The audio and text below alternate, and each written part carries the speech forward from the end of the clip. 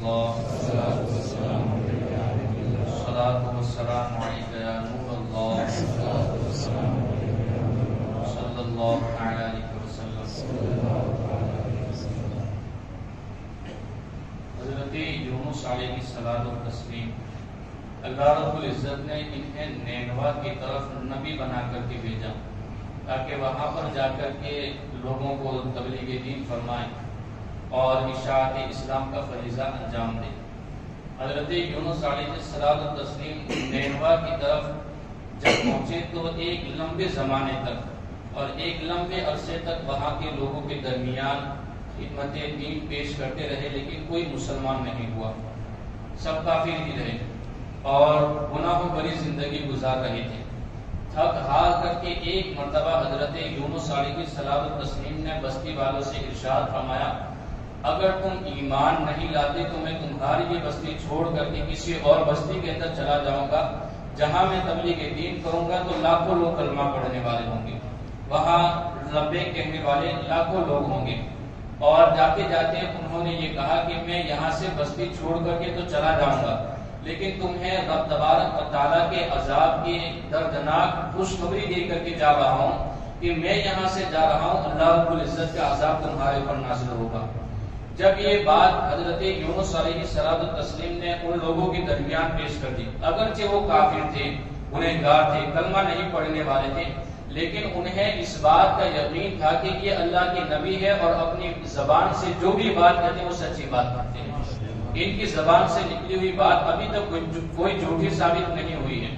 اس وجہ سے انہیں خوف ایک طرح لاحق ہوا کہ انہوں نے کہہ تو دیا ہے کہ اللہ کا عذاب ہمارے اوپر نازل ہوگا۔ اب یہ خوف کے اندر مبتلا رہی، رات کے وقت اپنے بستی کے ایک آدمی کو بھیجا کہ جاؤ دیکھو تو صحیح حضرت یونس علیہ الصلوۃ والتسلیم بستی کے اندر موجود ہے یا نہیں ہے۔ اگر حضرت یونس علیہ السلام بستی کے اندر موجود ہوں گے تو ہم سمجھ جائیں گے اللہ کا عذاب نہیں آنے والا، اور اگر بستی کے اندر حضرت یونس علیہ الصلوۃ والتسلیم موجود نہیں ہے ہمیں سمجھ لینا چاہیے کہ ہمارے اوپر عذاب الہی ضرور آنے والا ہے۔ وہ آدمی دیکھنے کے لیے گیا تو پتہ چلا کہ واقعی میں حضرت یونس علیہ الصلوۃ والتسلیم وہاں سے تشریف لے جا چکے ہیں، ہجرت فرما چکے ہیں۔ اب یہاں سے دو باتیں میں اس واقعے کے دو رخ آپ کے سامنے پیش کرنے لگا ہوں۔ ادھر حضرت یونس علیہ الصلوۃ والتسلیم اپنی بستی چھوڑ کر کے دوسری بستی کی طرف جانے لگے۔ جب شہر سے نکلے تو سامنے ایک سمندر نظر آیا، ایک دریا نظر آیا، اور اس کے اندر دیکھا کہ ایک کشتی چلانے والا بھی موجود ہے۔ آپ اس کشتی کے اندر سوار ہو گئے۔ جب کشتی کے اندر سوار ہو گئے تو کشتی جب بیچ مجدار کے اندر پہنچی، بیچ سمندر کے اندر پہنچی تو کشتی ہچکولے کھانے لگی، اور اس وقت کشتی بانوں کا نظریہ اور عقیدہ کیا تھا کہ اگر کشتی ہچکولے کھانے لگے تو قرآن اندازی کی جائے۔ قرآن اندازی کا مطلب چٹھی اچھالنا، اور چٹھی اچھالنے کے اندر جس کا نام آئے گا اس کو اٹھا کر کے دریا کے اندر پھینک دیا جائے گا، یہ ان کا نظریہ تھا۔ اب حضرت یونس علیہ الصلوۃ والتسلیم جس کشتی کے اندر سوار ہوئے تھے وہ کشتی جب بیچ سمندر کے اندر پہنچی تو ہچکولے کھانے لگی، تو پھر قرآن اندازی کی گئی۔ پہلی مرتبہ قرآن اندازی کی گئی تو حضرت یونس علیہ الصلوۃ والتسلیم کا نام نکلا۔ اب جب حضرت یونس علیہ الصلوۃ والتسلیم کا نام نکلا تو پھر سے ان لوگوں نے قرآن اندازی کی، پھر سے چٹھی اچھالی تو دوبارہ بھی حضرت یونس کا نام نکلا۔ اسی طریقے سے تیسری مرتبہ قرآن اندازی کی تو تیسری مرتبہ بھی حضرت یونس علیہ الصلوۃ والتسلیم کا نام نکلا۔ اب حضرت یونس علیہ الصلوۃ والتسلیم نے اپنے دل کے اندر سوچا کہ یہی رب تبارک و تعالیٰ کا فیصلہ ہے کہ مجھے دریا کے اندر جانا چاہیے۔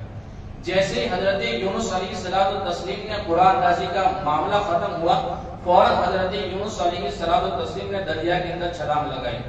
جیسے ہی دریا کے اندر چھلانگ لگائی ایک بڑی مچھلی آپ کے انتظار میں وہیں پر منہ کھولے ہوئے بیٹھی تھی، آپ فوراً اس کے منہ کے اندر تشریف لے گئے۔ اب یہاں پر رب تبارک و تعالیٰ نے ارشاد فرمایا فَالْتَقَمَهُ الْحُوتُ، جب حضرت یونس علیہ الصلوۃ والتسلیم نے دریا کے اندر چھلانگ لگائی تو مچھلی نے اپنے پیٹ کے اندر حضرت یونس علیہ الصلوۃ والتسلیم کو لے لیا۔ اللہ رب العزت نے مچھلی سے ارشاد فرمایا میرا یونس تیرے پیٹ کے اندر تیری غذا بن کر کے نہیں بلکہ میری امانت بن کر کے آ رہا ہے، تو نے اسے اپنی غذا نہیں بنانا ہے بلکہ اس کی حفاظت کرنی ہے۔ اب حضرت یونس علیہ الصلوۃ والتسلیم تین اندھیریوں کے درمیان حضرت یونس علیہ الصلوۃ والتسلیم رہے، ایک تو رات کا اندھیرا، ایک دریا کا اندھیرا اور ایک مچھلی کے پیٹ کا اندھیرا۔ اب 3 اندھیروں کے درمیان حضرت یونس علیہ السلام ایک روایت کے مطابق 40 دن تک مچھلی کے پیٹ کے اندر رہے. جب 40 دن مکمل ہوئے تو مچھلی نے آپ کو دریا کے کنارے صحیح سلامت وہاں پر ڈال دیا. وہاں پر آپ تشریف لے آئے. اب یہاں پر میں ایک عقیدہ اہل سنت و جماعت آپ کو سمجھانا چاہتا ہوں.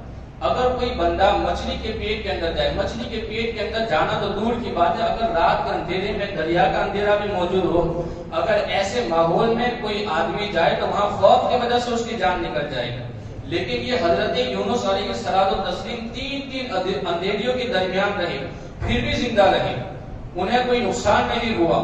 یہاں سے اس بات کا پتہ چلا کہ اللہ رب العزت اپنے نبیوں اور ولیوں کی حفاظت فرماتا ہے. وہ اگر انتقال بھی کر جائے تو قبر کے اندر اللہ ان کی حفاظت فرماتا ہے، انہیں زندگی واپس عطا فرما دیتا ہے. خیر اس کے اوپر بڑا لمبا ٹاپک ہے، اس کے بارے میں کبھی انشاءاللہ عرض کروں گا. لیکن یہاں یہ سمجھانا چاہتا ہوں کہ یہ حضرت یونس علیہ السلام 40 دن کے بعد انہیں نجات ملی مچھلی کے پیٹ سے. اب انہیں نجات کیسے ملی، کیوں ملی، اس کے بارے میں اللہ رب العزت نے ارشاد فرمایا قرآن مقدس کے اندر فلولا کان من المسبحین للبث فی بطنہ الی یوم یبعثون. اگر حضرت یونس علیہ السلام میرا ذکر کرنے والے نہیں ہوتے تو میں قیامت تک ان کو مچھلی کے پیٹ کے اندر رکھتا. قیامت تک للبث فی بطنہ الی یوم یبعثون، قیامت تک میں ان کو مچھلی کے پیٹ کے اندر رکھتا.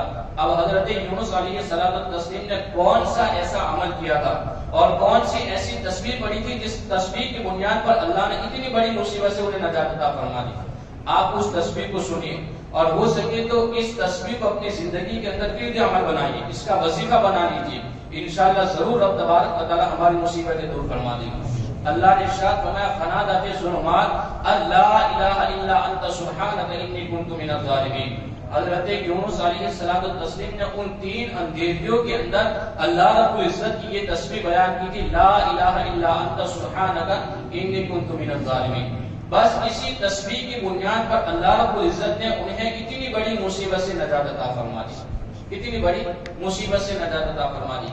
یہ تصویر لا الہ الا انت سبحانک انی کنت من الظالمین کتنی بہترین تصویر ہے. اس کو آقا کریم صلی اللہ علیہ وسلم کی احادیث طیبہ کے ذریعے میں آپ کے سامنے واضح کروں.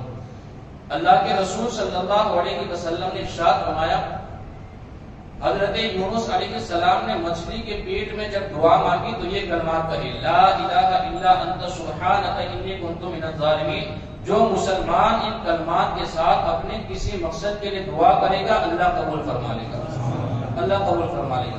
اور دوسرے مقام پر آقا کریم صلی اللہ علیہ وسلم نے صحابہ سے ارشاد فرمایا اے میرے صحابہ کیا میں تمہیں ایسا عمل نہ بتاؤں جس عمل کی بنیاد پر تم مصیبتوں سے دور ہو جاؤ. صحابہ نے عرض کیا کیوں نہیں یا رسول اللہ، ضرور بتائیے ہمیں. آقا کریم صلی اللہ علیہ وسلم نے ارشاد فرمایا وظیفہ ذوالنون اپنی زندگی کے اندر شامل کر لو، اللہ ہر مصیبت سے تمہیں نجات عطا فرما دے گا.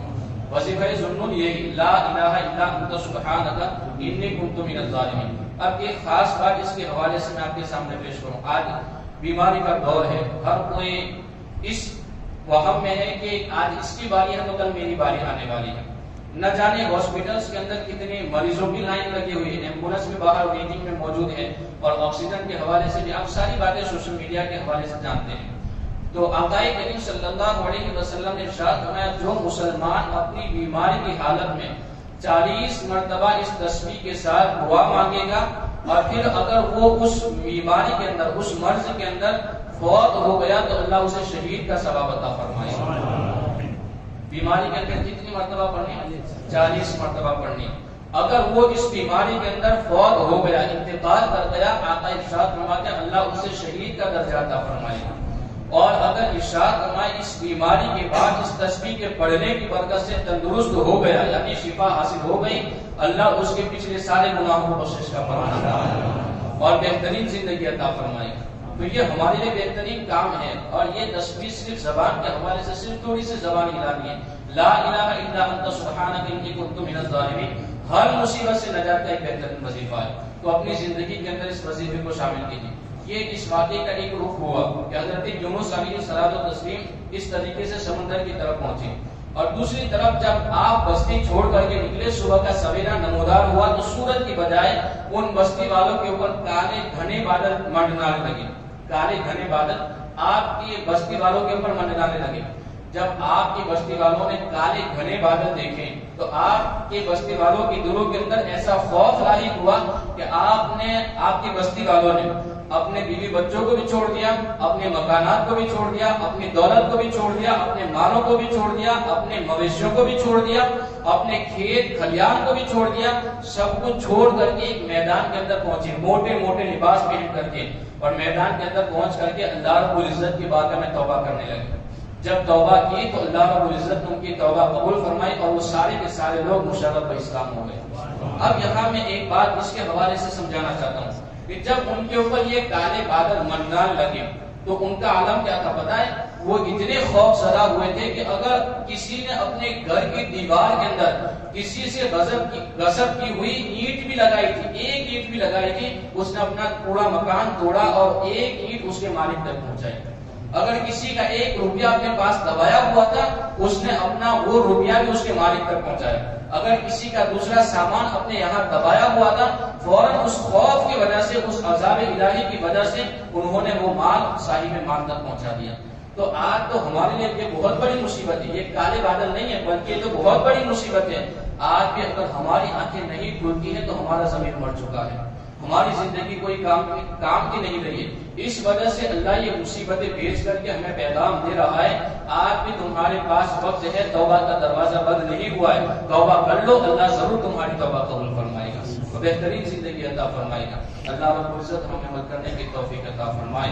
ربنا آتنا فی الدنیا حسنۃ وفی الآخرۃ حسنۃ وقنا عذاب النار وقنا عذاب القبر وقنا عذاب الحشر وقنا عذاب الدین وقنا عذاب الدارین. اللهم انك عفو تحب العفو فاعف عنا یا کریم. ان اللہ وملائکته یصلون علی النبی